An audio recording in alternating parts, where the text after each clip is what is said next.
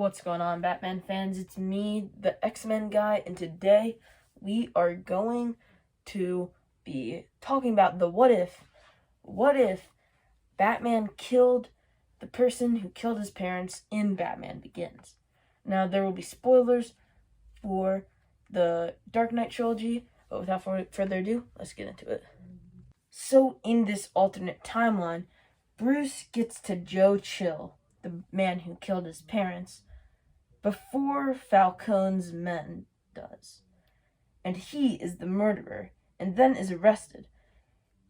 And the company is taken over by William Earl, that being Wayne Incorporated, or whatever its name is, I kind of forget.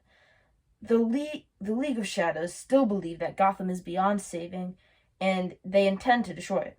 Falcone is never arrested, and Scarecrow is still able to place his fear toxin in the Gotham water supply. In fact, he does it easier since there's no Batman to stop him. And the League of Shadows plan is enacted as on Gotham. Lucius is never able to develop the antidote, so the League is able to destroy Gotham with the help of Scarecrow. Eventually, an antidote would be developed, either by the government or by a big company. Once the smoke rises, it's unclear what would become of Gotham after this.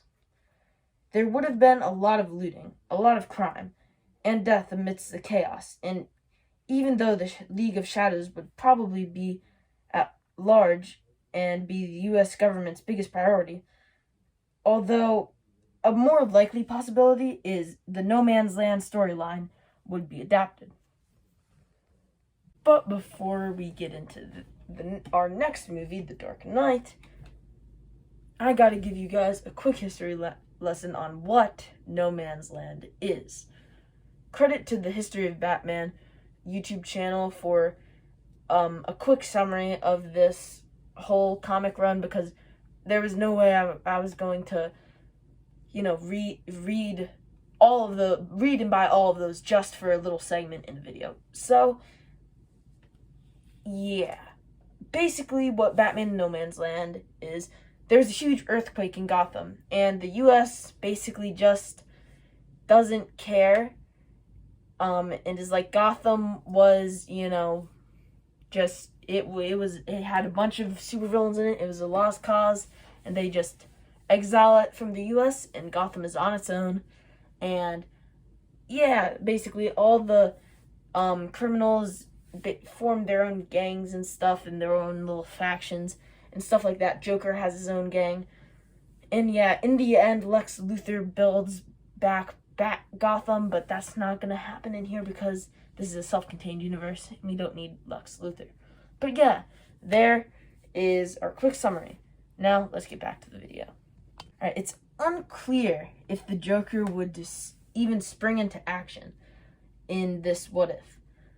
But, presumably, he probably would, making his own gang and doing around the same thing he did in No Man's Land, and that is murdering Commissioner Gordon's wife. Gotham would try to rebuild, but many gangs, including the League of Shadows, rule Gotham. Bruce would escape from jail because it's pretty much useless in No Man's Land. From here on out, many things could happen, but I think the fact that it takes time to escape from prison, I don't think an old man like Alfred could survive out in No Man's Land so long. So once Bruce finds out who killed Alfred, he swears vengeance. So, for fun, let's say it was the Joker who caused this. It would be a shame if he wasn't here, so I'm gonna put him here.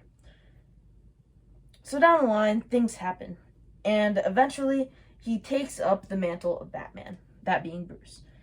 And while he's about to kill Joker, he realizes that he's going down the same path as when he went to jail, and he spares the Joker's life.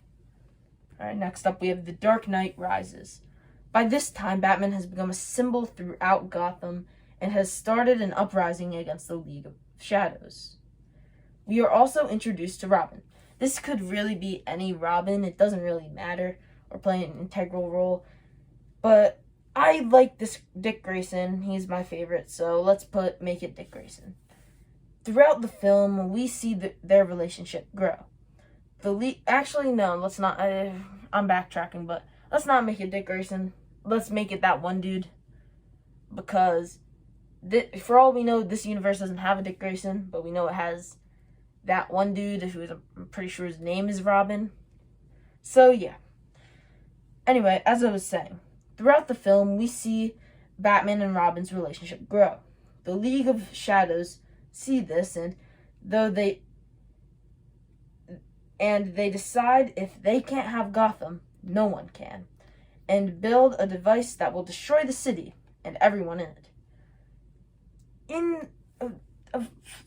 A movie ensues after that. I'm not sure. I'm not a screenwriter.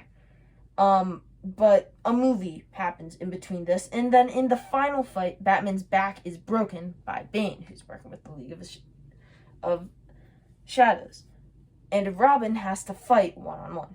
Bane takes out Robin, but not before Bruce makes his way to the device, and he seals the room with nith metal and sacrifices himself to blow up, Ra's al Ghul, Bane, himself, and actually, no, don't kill the League of Shadows, because this whole trilogy is basically how Bruce learns his lesson about not killing. So yeah, and he spares them. Robin takes them into custody. No Man's Land is basically,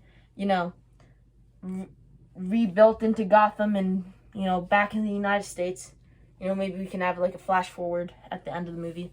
And Robin actually is on a journey. And at the end of the movie, we see him discover the Lazarus Pit. And that, it doesn't explicitly say this, but implies that he brings Batman back to life to see what his sacrifice did. So yeah, that's my universe if Batman killed Joe Chill, the guy who killed his parents. Do I think this is better than the Christopher Nolan Dark Knight trilogy? No, not at all. No, that was so much better than this. But do I think it's good for not having a Batman for the first two movies? Or the first movie? Yeah. So yeah. Subscribe and share this video.